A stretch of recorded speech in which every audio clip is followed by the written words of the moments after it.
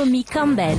C'est l'une des top modèles les plus célèbres et les plus riches de sa génération. Naomi Campbell était un nom synonyme de glamour et de réussite, un nom qui faisait rêver. Et pourtant, derrière ce visage et ces mensurations de rêve, se cache une femme que l'on surnomme la Panthère.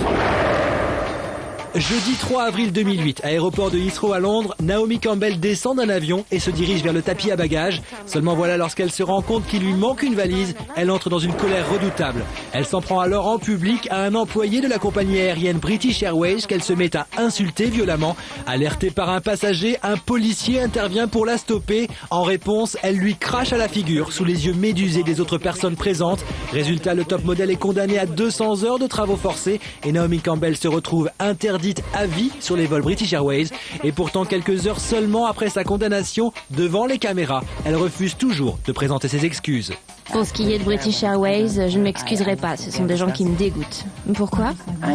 Parce que il y a des gens qui attendent encore leur bagage après des mois. Et moi, je suis une bonne cliente de cette compagnie aérienne depuis des années.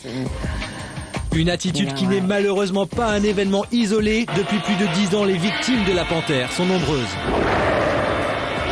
1998, Naomi Campbell est en voiture avec son assistante Georgina Galanis. Elle tente de la jeter hors du véhicule en mouvement avant de la frapper violemment à coups de téléphone portable. Elle plaide coupable 2 ans plus tard et doit lui verser une grosse somme d'argent dont le montant restera confidentiel.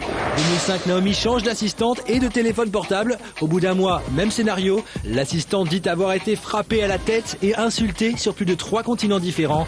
Mais la même année, c'est l'actrice italienne Yvonne Chio qui en fait les frais. Elle croise Campbell dans les couloirs d'un hôtel de Rome et s'aperçoit que toutes les deux portent la même robe. Naomi attaque et laissera Yvonne Chio couverte de sang. Elle m'a donné un coup de poing au visage. On aurait dit Mike Tyson.